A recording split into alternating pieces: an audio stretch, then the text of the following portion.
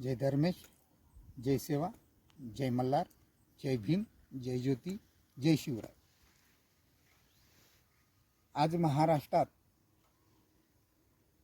वेगवेगळ्या माध्यमातून या भूमीचे जे मालक आहे, या मालक असलेल्या जनतेवर अन्याय आणि अत्याचार विविध मार्गांनी करण्याचा प्रयत्न जो तत्वहीन पक्ष आणि सत्तालोभी लोकप्रतिनिधी करताना दिसतात। आता ज्या काळात पूर्वीच्या काळ आपण जसं म्हटलं का बा आपल्या आयुष्याला जगण्यासाठी जसं भूतकाळाचं आणि वर्तमान काळ आणि भविष्य काळ तीन असल्या प्रकारे त्या तिन्हालाही आपल्या डोळ्याच्या समोर ठेवून कार्य करावं लागते। तसंच आपण थोडंसं जर ह्या अन्याय अत्याचारावर जर आपण बघितलं तर मागील भूतकाळात ज्यावेळेस एवढे मोठे संस्थानिक राजे असताना सुद्धा या बलाढ्य अशा भारताला दुसऱ्याची सत्ता या भारतावर काबीज झाली होती आणि भारत त्यांच्या गुलामीच्या अंडर होता। अशा वेळेस पैशाच्या भरोश्यावर ज्याच्याकडे पैसे असेल त्याच्याकडेच माणसं पोटासाठी कार्य करायचे, मग ते सैन्यात असो की कुठल्याही विविध प्रकारच्या माध्यमातून ते आपल्या पोटाला खडणी भरण्यासाठी ते त्या सैन्यामध्ये भरती होत होते। परंतु पिढीसाठी जो उज्ज्वल भविष्यासाठी लढणारा कोणीच असं वीर नव्हता। मग ह्या जेवढ्या काही पूर्वीच्या लढाया झाल्या त्या लढाया सर्व आपापले संस्थानिक राज्य वाचवण्यासाठी झाल्या आणि त्याच्या पुढं मग या भारतात पहिलं सुसंघटित आणि व्यापक म्हणजे त्याचा प्रसार आणि प्रचार अशा सातत्याने जनजातीतला पहिला धनगर पुत्र वीर बुधू भगत ज्यानं हे केलं, ज्यानं हे संघटन केलं आणि त्या संघटनला अन्याय काय अत्याचार काय याची सर्व सखोल त्यांच्या बुद्धीवर टाकलं आणि भावी पिढीसाठी आपल्याला कशा प्रकारे बगर न मोबदला घेता लढता आलं पाहिजे हे प्रेरणा त्यांनी दिली। आणि त्याच्याही पुढे त्यांनी अशा बलाढ्य अशा इंग्रजाला सडो की पडो केलं। तर हे कोण्या माध्यमातून केलं, कशासाठी केलं, त्याचं कारण काय, तर त्यांनी लगान हा जास्त प्रमाणात वसूल करत होते त्याच्या विरोधात हे आंदोलन केलं। दुसरं, जर लगान नाही भरला तर त्या शेतकऱ्याची जमीन हिसकावून घेत होते त्याच्या विरोधात केलं। आदिवासी लोक जे होते जनजमीन जंगलशी निगडीत या लोकांना अफीमची शेती करण्यासाठी भाग पाडत होते याच्या विरोधात ते आंदोलन केलं। चौथं, पंचायत व्यवस्था त्या काळात होती, म्हणजे आमच्यामध्ये कुठेही जर वादविवाद झाला तर ते पंचायत आमची बसायची, त्या पंचायतमध्येच आम्ही आमचे प्रश्न सॉल्व करायचे आणि ते न्याय तिथंच पंचायतच न्याय द्यायची। अशी व्यवस्था आमची अतिशय योग्य प्रकारची आणि चांगली व्यवस्था असताना सुद्धा ते बंद पाडून इंग्रजी कानून आणून आमच्यावर लादले होते, त्यांच्या विरोधात ते आंदोलन केलं। आदिवासीच्या ज्या जमिना हडपल्या आणि दुसऱ्याला ताब्यात दिल्या आणि दुसऱ्यालाच त्या जमिनीचे मालक बनवले त्याच्या विरोधात हे आंदोलन केलं। तिसरं, आदिवासी महिलाच्या अपहरण करून त्यांच्यावर अत्याचार करणे त्याच्या विरोधात हे आंदोलन केलं। उदाहरण जर बघितलं तर आपल्याला इतिहासात पाहायला मिळतात का सुरगा मुंडाच्या पत्नीचंच अपहरण केलं होतं, हे आपल्याला इतिहासात वाचायला मिळतं। तर अशा या अन्यायाच्या विरोधात पहिलं आंदोलन करणारा तो धनगर पुत्र आहे। भलाही आम्हाला धनगराला ते वेगवेगळ्या नावानं वेगवेगळ्या राज्यामध्ये वेगवेगळ्या नावानं ओळखल्या जाते, त्याच्यामुळे ते त्या नावाचा आणि समानार्थी शब्दाचा तो शब्द झालेला आहे आणि हे सुप्रीम कोर्टाचा आदेशसुद्धा आहे।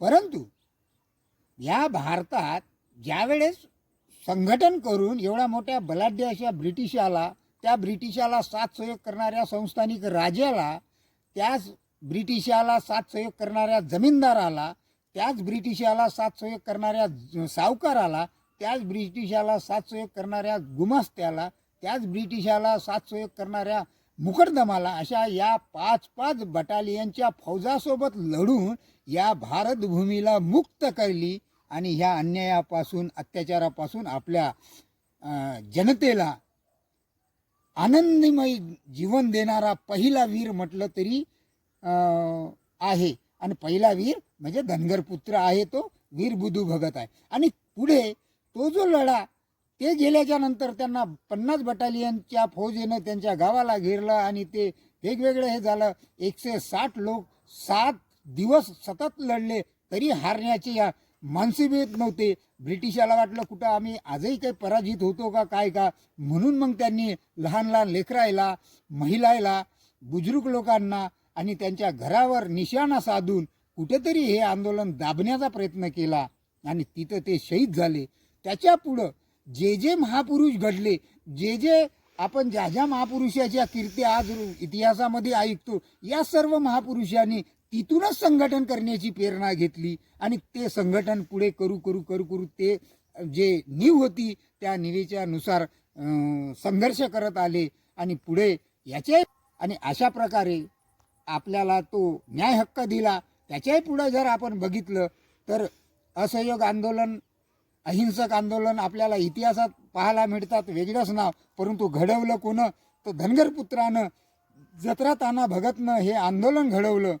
पहिलं अहिंसक आंदोलन आणि असहयोग आंदोलन करणारा पहिला धनगर पुत्र जत्रा भगत आहे, ताना भगत आहे. परंतु त्याचं नाव कुठेही, कारण तर तो सर्वसाधारण घरचा असल्यामुळे त्याचं नाव कुठेही पुढे येऊ द्यायचं नाही, कोणीतरी मधातच याचं. तेच नीती आजही आपल्याला पाहायला मिळतात डोळ्याच्या समोर. परंतु सत्य इतिहास लोकांपर्यंत पोहोचवण्यासाठी आजपर्यंत लोक झोपलेले आहे.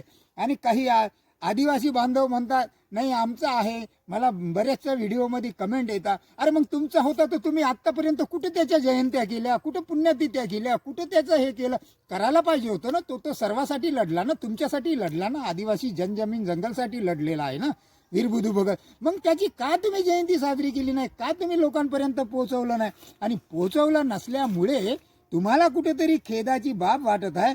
म्हणून तुम्ही जे ज्या त्या आदिवासी समूहामध्ये घुसखोरी केलेल्या 2-3 जाती, ह्याच जाती या वीर बुधू भगतच्या वंशजाला म्हणजे धनगराला आज रोजी विरोध करताना दिसत आहे.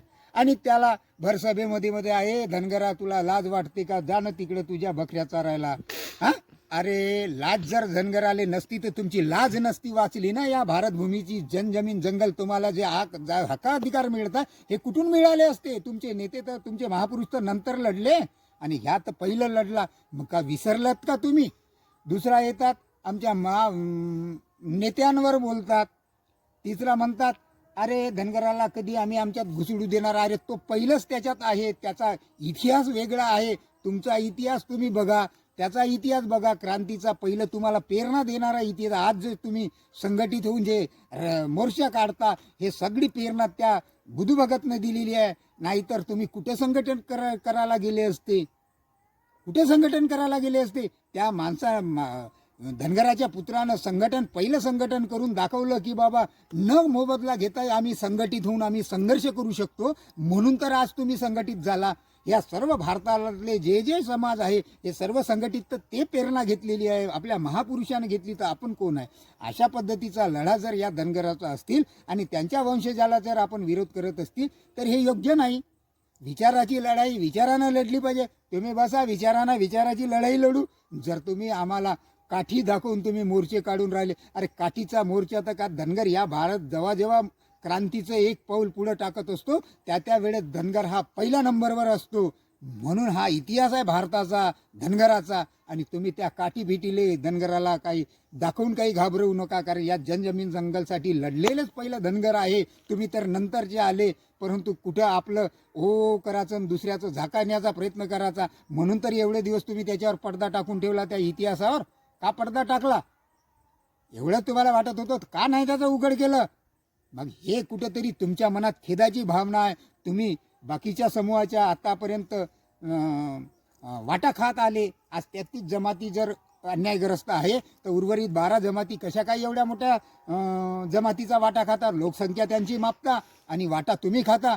थोडीशी तू वाटू द्या ना काहीतरी. आणि त्याच्यातही घुसखोरी करणाऱ्या 2-3च जाती आहेत, त्याच विरोध करताय. बापाचं आडनाव वेगळं, बापाची जात वेगळी आणि पोराची जात वेगळी करून तो मंत्री बनते. कसा बनते हो? माझ्याकडे दस्तऐवज सहित पुराव्या सहित आहे. तुम्ही काय आम्हाला चिट्या बनवायचं काम करून राहिले का? या सरकारच्या शासनाच्या डोळ्यामध्ये झूट फेक करून तुम्ही प्रशासनाला वेटीस धरून हे कार्य तुम्ही केलेले आहे. आणि तुम्ही चोर तो चोर आणि सिरजोर अशा प्रकारे तुम्ही धनगराला बदनाम करण्याचं काम करत आहे. त्या गवाऱ्याला बदनाम करण्याचं काम करताय, त्या हलबाला बदनाम करण्याचं काम करताय, त्या कोष्ट्याला बदनाम करण्याचं काम कर. अरे हे आता नाही चालणार. आता हे 33 जमातीचे लोक आता समजून घेतलेले आहे. तुमची लोकसंख्या 43,000 आणि तुम्ही 1 कोटीचा तुम्ही फायदा घेता. अरे कुठे तुमची संख्या आहे? तुमची संख्या जिसकी जितनी संख्या भारी उसकी उतनी भागीदारी. जर या तत्वावर असेल तर तुमची संख्या 43 ना, तुम्हाला कसे 25 आमदार मिळतात? कसे तुम्हाला खासदार मिळतात? कोणत्या हिशोबानं मिळतात? मग जेवढा तुमचा वाटा आहे तेवढाच का ना? तुम्ही दुसऱ्याचा वाटा का खाताय? अरे 63,000 जर आमची लोकसंख्या अन्यायग्रस्त लोकांची असतील तर मग हे अन्यायग्रस्त तुमच्यामध्ये घुसखोरी करणारे म्हणून तुम्ही सांगता, मग त्यांचा 43,000चा वाटा का खाता? थोडीशी वाटू द्या ना थोडीशी. म्हणून मला वाटते का हे जे मोर्चा काढत आहे हे संविधानाविरोधात आहे. कारण संविधानाचा हक मागत असताना संविधानाचा हक मागण्याचा प्रत्येक नागरिकाला हक अधिकार आहे. परंतु हे संविधानाचा हक अधिकार मागत असताना एखादी जमात मागत आहे तर त्या जमातीला संविधानाचा हक मिळू नये म्हणून हे कुठेतरी हे मोर्चा काढत आहे. म्हणजे हा विरोधी काम आहे, हे गुन्हेगारी प्रवृत्तीचं आहे. याच्यावर शासनामध्ये जो लोकप्रतिनिधी त्या मेन ठिकाणी बसलेला आहे त्या लोकप्रतिनिधीने त्याची दखल घ्यावी आणि त्यांच्यावर गुन्हे दाखल करावे आणि असले कृत्य करण्यासाठी त्यांना थांबवावं आहे. एवढीच मी या व्हिडिओच्या माध्यमातून म्हणतो आणि थांबतो. तुम्ही हा व्हिडिओ बघत आहे, तुमच्यावर ही जबाबदारी. हा व्हिडिओ जेवढा जास्तीत जास्त आहे जास्त लोकांपर्यंत पोहोचवा.